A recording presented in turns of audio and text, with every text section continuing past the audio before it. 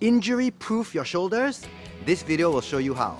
The shoulder joint has incredible range of motion. It can go all around, it can go out, in, up, down, everywhere. And that makes it one of the less stable joints in the body and one of the more commonly injured, especially with strength training exercises. Whenever you move your shoulder, your brain constantly is turning on and turning off the right muscles in the right order to make the shoulder move properly and also move safely.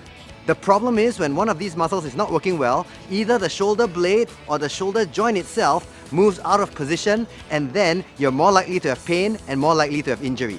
There are multiple muscles controlling the shoulder joint, but in my experience, there are 4 main ones that when you train them properly and activate them properly before your shoulder workout, your risk of injury goes down and your range of motion goes up. Today, I'll show you how to activate these muscles and turn them on as part of your warm-up so you can train your upper body injury-free. Before we go on, a word from our sponsor. This video is brought to you by Genesis Gym Singapore, where my team and I provide some of the finest personal training you can find, where we take care of clients' health in a holistic way. At Genesis Gym, your customized training, nutrition and lifestyle plans take into account your health history, your joint health, your goals and your training experience. Find out more in the links below. All you need for these exercises is a rubber band. The rubber band allows resistance into these small muscles at precise angles. And I'm going to show you the 4 muscles you need to train to get a safe and effective upper body workout. At different angles of movement, different muscles must turn on at the correct times. The most common muscle that doesn't turn on when your shoulder goes up here is your lat muscle. The lat muscle helps keep your arm down and tight in the socket. If it rides up, you're going to pinch tendons, especially the supraspinatus, and that causes pain at this angle. Once you get to about here, you need the rhomboids. They need to hold your shoulder blade in the correct position. When you get to about here, your lower trapezius needs to turn on to rotate that shoulder blade correctly. And finally, let me squat down a bit. When you get to the final position, which you should be able to get to, the muscle called the subclavius actually needs to turn on properly to get that clavicle to rotate properly and get you to the final position behind your ear. Depending on where you have discomfort, you can activate that muscle a little bit more. However, all 4 of these muscles are really important and activating them more is not going to hurt anyone. So now I'm going to show you how to activate these 4 muscles. Remember, lats here, rhomboids, lower trapezius, subclavius. One thing to note when you're activating muscles is that you must activate them with light contractions. And between each contraction, you need to completely relax the muscle. Continuous contraction, like feeling the muscle contracting all the time, that is great for building muscle. However, when you want to turn the muscle on by using your brain to activate the muscle using your nervous system, you want to contract it and relax it multiple times. So your brain learns to do the contraction multiple times. It's like learning a new language or learning to do math. You want to do it many times so your brain learns. If you keep contracting all the time, your brain only perceives that as one contraction. But if you contract, relax, contract, relax, contract, relax, your brain is learning to turn on that muscle many times. An added benefit is because you're going to relax the muscle in between contractions. If that muscle is too tight, the brain will also learn to relax that muscle because you're going to relax that muscle multiple times during the set as well. So whether that muscle is too tight and it can't contract properly anymore, or it's too long and too weak, it's not turning on properly, these activation exercises will help you. So I'll demonstrate with a band. If I'm going to contract the muscle, it's about a 10% contraction. 10% of your best effort. It's not a lot. And you're going to do 15 to 20 reps per muscle. Contract and completely relax. Contract, completely relax. Contract, completely relax. The complete relaxation is very important in between each contraction. The first muscle we're going to activate is our lats. Our lats are over here, and their function is to bring the arm tight into the socket for the first few degrees of movement. So the way to activate it is like this.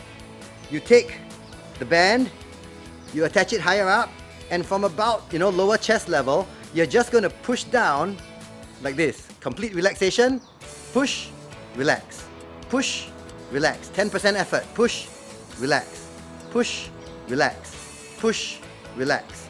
A few tips. You want to push and hold about 1 second, relax. Push, hold 1 second, relax. It's about 10% effort, 10%, relax. 10%, relax. The place that you should feel it is right at your armpit here. You don't want to feel it in your triceps where you're doing this.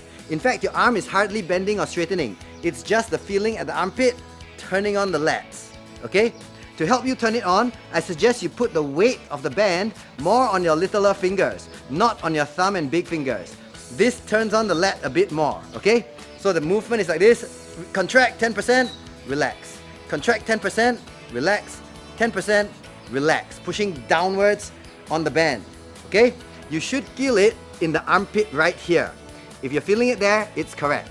Do 20 reps per side. Now we're going to activate the rhomboids. To activate the rhomboids, I'll show you from the front view. It looks like this. Your hand is in line with your eye level. This arm angle will correctly activate the fibers of the rhomboid that we want to turn on. The movement is actually like this. You're first bringing in your shoulder and then bringing up your arm. Okay? 1, 2, relax.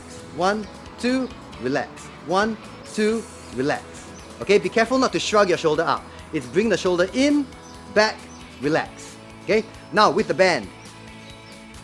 Okay, you start with a band about 45 degrees so that when you bring it back, there's tension in the band. Alright, shoulder blade in, back, relax. Shoulder in, arm back, relax. Always keeping the hand at the level of your eye. So this is the activation for rhomboids. You're going to do 15 per side. Remember, 10% effort on the contraction and complete relaxation between reps. Okay, third muscle. This is the lower trapezius. For this, you need to attach the band at the height of your outstretched arm, roughly here. Okay? Similar to the rhomboid, you're going to bring your shoulder blade tight and then arm back. If you were to look at this exercise from the front or back view, my arm's actually in a Y shape. So it's here, okay? Here you're not getting the right muscle, and here you're not getting the right muscle. Many people will find that this is a difficult angle with the thumb back because this muscle is often weak. The key point, thumb points towards your back side. So it's down and in, look at my thumb, it points away like this and back, okay? So I'm going to demonstrate now with the band. Shoulder blade down and tight, thumb back, relax. Down and tight, back, relax. Down, back, relax. Down and tight, back, relax, keeping my thumb pointing back. The final muscle we want to get is called the subclavius. The subclavius is under your clavicle here, and its job is to make the last few degrees more comfortable by rotating the clavicle properly. So, the movement is thumb facing in, and for the last few degrees, you're going to go like this. And relax, here, and relax. So now you're going to use the band at the same position as the lower trapezius. Thumb in, from here, in, relax. In, relax, in, relax. Now from the side view, the arm is actually going slightly behind my ear. That's the final range of motion for the shoulder, and that's what you want to activate using the subclavius and using the band. Facing here, band by the side, activate 10%, relax. 10% 1 second, relax. 10% 1 second, relax. And you do 15 per side. So there we have the method to activate 4 of the most commonly problematic muscles that give shoulder problems when you do exercise. With just a rubber band, you can try these activations at home, and your push-ups, your pull-ups, your yoga poses, your stretching, and everything will get better because when muscles can contract and relax properly, joints are stable and move properly. For more science-based health videos, please subscribe to my channel.